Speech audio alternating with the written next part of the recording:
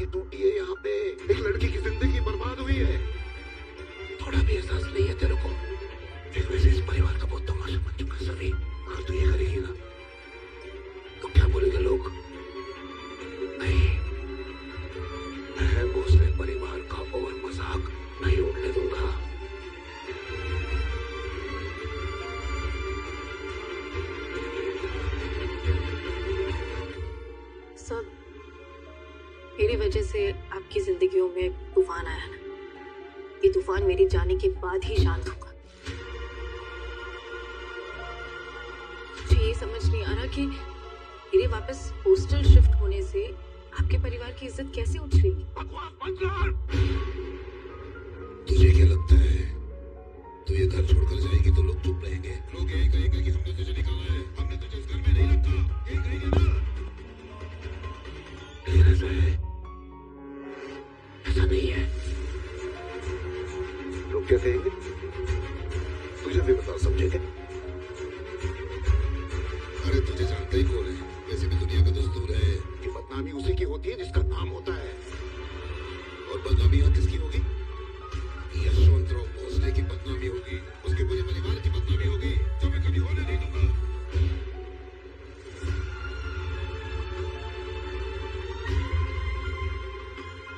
लोगों ने तुम्हें उनकी शादी का वीडियो देख लिया है। अब चाहो ना चाहो तुम्हें ये शादी निभानी पड़ेगी।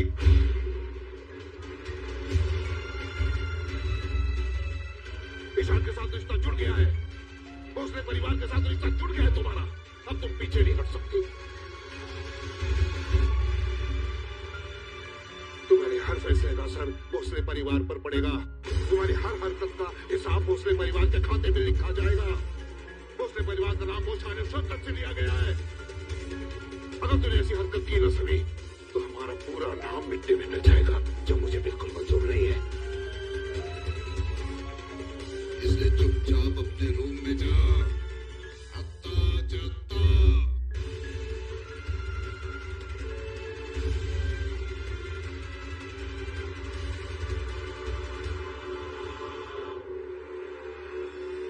अब तो बिना पूछे, बिना किसी की इजाजत लिए सभी के साथ शादी करके इसे इस घर में लाने की हिमाकत कर सकता है। लेकिन इस घर में रखने की हिम्मत क्यों नहीं जुटा पा रहे तू?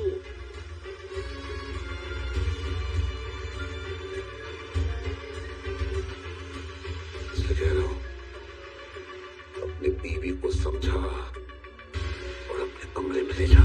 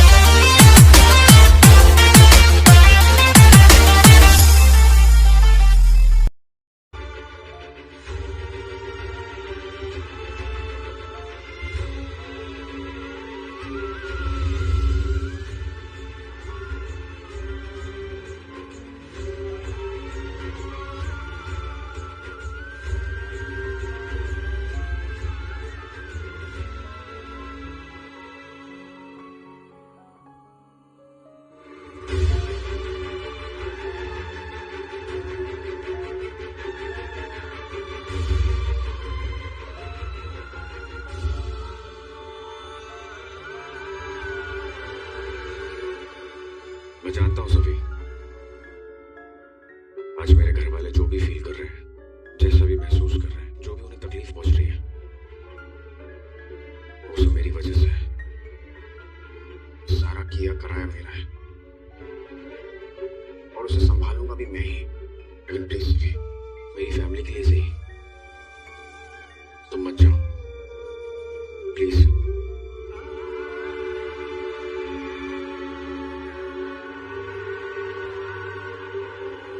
मेरे अक्का साहब की तबीयत भी ठीक नहीं रहती, उनसे ये टेंशन, ये स्ट्रेस नहीं झेला जाएगा। अभी हाल ही में उन्हें हार्ट अटैक भी आया था और मैं नहीं चाहता ये सब स्ट्रेस की वजह से खुदा ना खास्ता उनके साथ दोबारा ऐसा कुछ हो जाए तो मैं बर्दाश्त नहीं कर पाऊंगा। इस वक्त मेरी, तुम्हारी, मेरे घर वालों की जिंदगी में बहुत कुछ चल रहा है सभी। इस तूफान को हम शांत नहीं कर सकते तो कम से कम और बढ़ने से तो रोक सकते हैं। प्लीज सभी।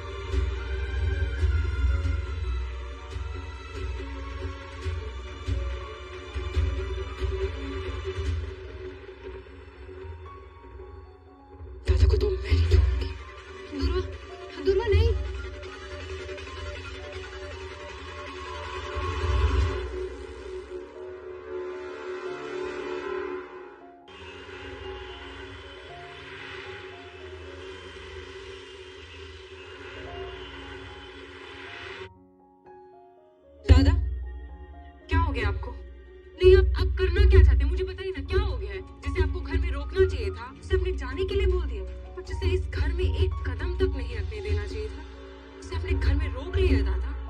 क्यों? आदमी की जिंदगी में कभी कभी ऐसा वक्त आ जाता है दुर्वा कि किसी भी सवाल का जवाब देना मुमकिन नहीं होता। दादा आप दुर्वा प्लीज, मुझे वैसे ही बहुत सारी चीजें संभालनी है तो शुरू मत हो जाना प्लीज। दादा मेरे शुरू करने से कुछ होगा भी क्या? क्योंकि खत्म तो आप सब कुछ पहले ही कर चुके हैं, है ना? सब कुछ आपने खत्म कर दिया है ना, और आपको मेरी राय से क्या फर्क पड़ता है? यू नो व्हाट, आपको फर्क पड़ना चाहिए।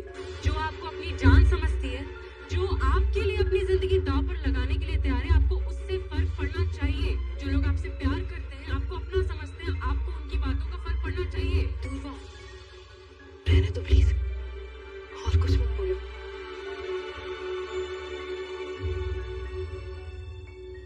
आपको जो करना है वो कर रहे हैं ना दादा, लेकिन कहीं ऐसा ना हो कि सवालों से दूर भागते भागते आप अपनों से ही दूर हो जाए, अपनों को इग्नोर करने लगे आप, और फिर एक पॉइंट पे एक दिन जाके आपको ये एहसास हो कि आपके पास अपना कोई है ही नहीं, आपको प्यार करने वाला कोई बचा ही नहीं है आपके पास।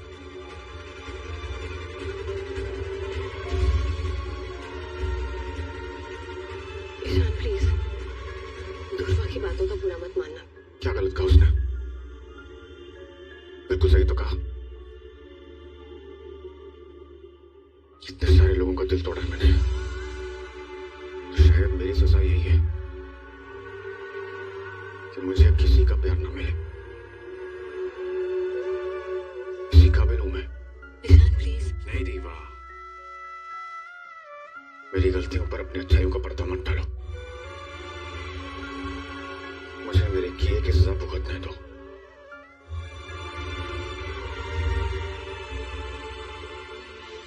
और अगर तुम वाकई में मेरे लिए कुछ करना चाहती हो ना, सच में मेरी तकलीफ दूर करना चाहती हो,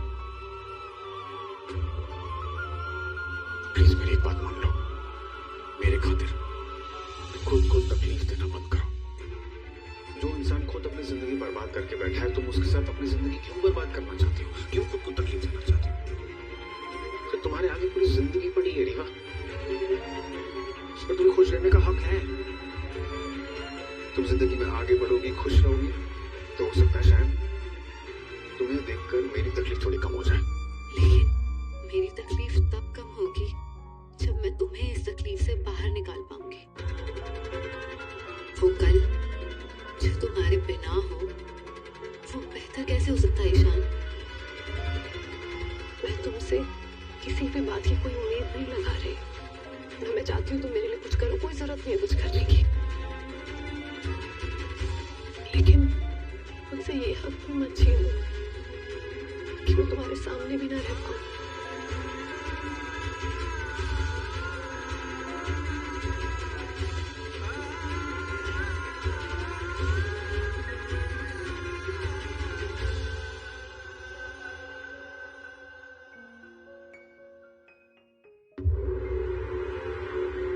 आपने क्या कर दिया से?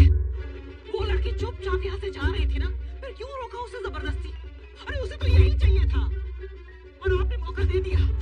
पहले ईशान की वजह से उसने हमारी उंगली पकड़ के रखी, अब आपने उसे जबरदस्ती रोका है तो वो सीधे हमारा हाथ पकड़ेगी और इस घर में डेरा जमा कर बैठ जाएगी।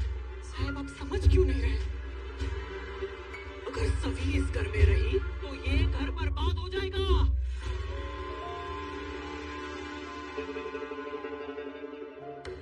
अगर सभी चली जाती ना सुरेखा, तो सब कुछ बर्बाद हो जाता। हमारा नाम, हमारी इज्जत, हमारी मान मर्यादा, सब कुछ। देख सुरेखा, मेरी बात ध्यान से सुन। तो ईशान ने उस लड़की की जिम्मेदारी उठाने की जिद पकड़ ली है और तू अच्छी तरह से जानती है ईशान को। जब वो जिद पकड़ लेता है उसे समझाना कितना मुश्किल होता है। अगर मैं सभी को नहीं रोकता ना तो ईशान उसके पीछे पीछे चला जाता। अब बात समझने की कोशिश कर। दो भले ईशान तेरा हाथ पकड़कर बड़ा हुआ है, लेकिन खून तो शांतनु का है ना।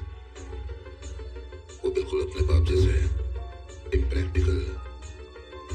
याद है तुझे जब ईशा को गोली लगी थी? शांतनु उसकी देखभाल करने के लिए गया था, लेकिन शांतनु आज तक इस घर में दोबारा लौट कर नहीं आया। और यहाँ सभी ने तो अपने जिस्म पर गोली खाई है ईशान के लिए, तो वैसे ही जाने देगा? बोलना वाला, मैंने सभी को नहीं रोका, मैंने ईशान को रोका है। सुरेखा खरं सांगतोय, क्या तू चाहती है कि ईशान तुझे छोड़कर चला जाए? चाहती है तू? बोलना। नहीं सर, कभी नहीं, मैं ऐसा कभी नहीं जा सकती। इसलिए कह रहा हूं, जब तक सभी पूरी तरह से ठीक नहीं हो जाती वो यही रहेगी। चला माहिती, पुलिस कमिश्नर ने सभी किडनैपिंग केस के लिए अपने बेस्ट ऑफिसर भेजे हैं। सभी कितनी चतुर है, कितनी चालाक है, हम सब अच्छी तरह से जानते हैं। इसलिए उसके ऊपर नजर रखना बहुत ज्यादा जरूरी है, नहीं तो उसका शक सीधा जाएगा निशिकांत पे, जो मैं नहीं चाहता। निशिकांत ने सभी की किडनैपिंग करवाई है, बात किसी को पता नहीं चलनी चाहिए, खासतौर से ईशान को। अगर ऐसा हुआ ना, ये समझ ले कि हमारा घर टूट कर बिखर जाएगा। जब तक अपने कॉन्टैक्ट से इस केस को रफा दफा नहीं कर देता, तब तक सभी यहीं रहेगी, हमारी निगरानी में, हमारे नजर के नीचे। और उसे बातों में कैसे फंसाना है वो तेरी जिम्मेदारी है, समझ लो। ठीक है साहब, सभी अगर इस घर में रहेगी तो रीवा भी इसी घर में रहेगी। जिंदगी हमारे इम्तिहान ले रही है सुरेखा, इसे खेल मत समझ दो।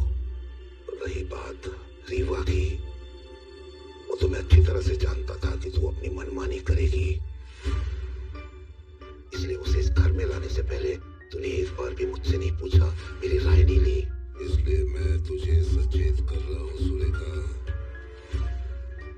रीवा की वजह से अगर भोसले परिवार की इज्जत उछली तो मुझसे बुरा कोई नहीं होगा। मैं कोई खेल नहीं खेल रही हूँ साहब, ये हक की लड़ाई है और मैं जहाँ खड़ी हूँ मुझे अच्छी तरह से पता है कि मैं सही हूँ।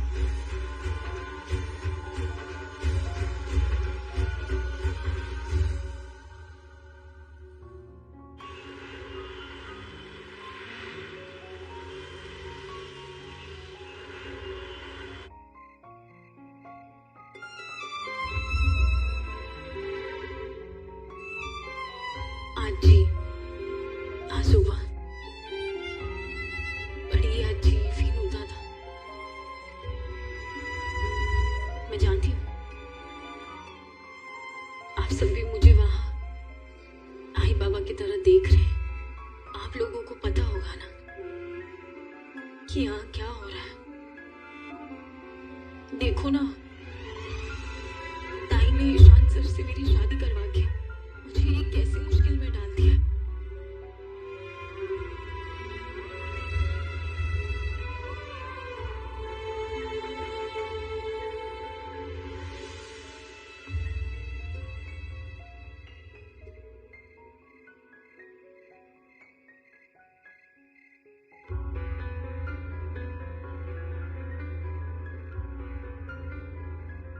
सभी, तुम्हारे लिए हल्दी वाला दूध लाई हूँ, पी ले। इससे ना तुम्हारे जख्म भी भर जाएंगे और दर्द में आराम मिलेगा तुम्हें। लेना। सुबह से कुछ नहीं खाया है तुमने सभी, दवाई भी तो लेनी है ना? पी ले प्लीज।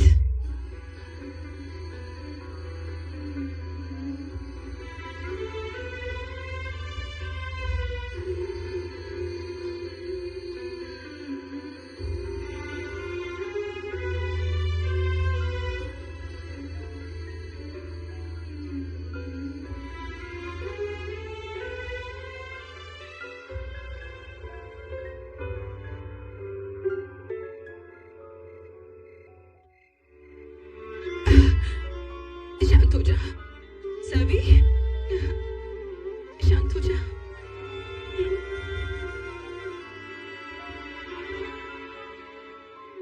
सभी, एक बात कहूं, मेरा इस घर में कोई वजूद नहीं है, लेकिन मैं तुम्हारे लिए जो कुछ भी हो पाता है मैं करूंगी, प्रॉमिस। और इस घर में तो अकेली ऐसा कभी मत सोचना, मैं हूं तुम्हारे साथ हमेशा। सभी मैं समझ सकती हूँ तुम पर क्या बीत रही। शादी हो जाने के बावजूद, एक पति के होने के बाद भी ससुराल में अकेला महसूस करना क्या होता है, ये मैं अच्छी तरह से जानती हूँ। और मैंने शिखा की हालत भी देखी है, कितने अरमानों के साथ एक नई नवेली दुल्हन बनकर वो इस घर में आई थी, लेकिन हम सब में वो कितनी अकेली है।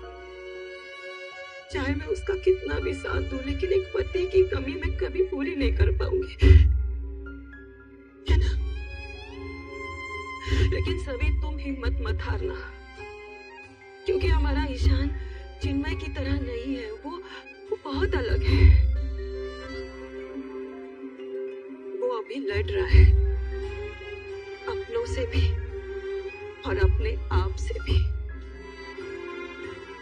एक बात कहूं मैं तुमसे सभी, एक पति होने के तौर पर ना सही, लेकिन एक अच्छा इंसान और एक अच्छा दोस्त होने के तौर पर तुम उस पर भरोसा करके देखो।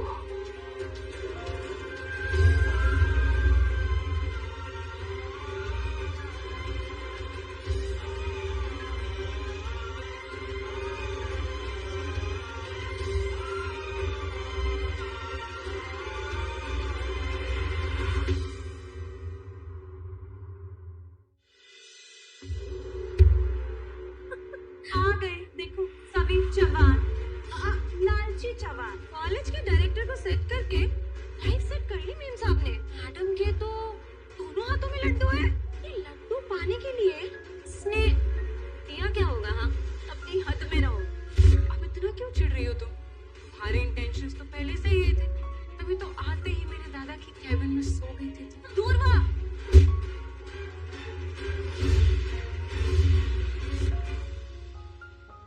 सभी कॉलेज कब चली गई? बहुत हो गया तेरा तमाशा।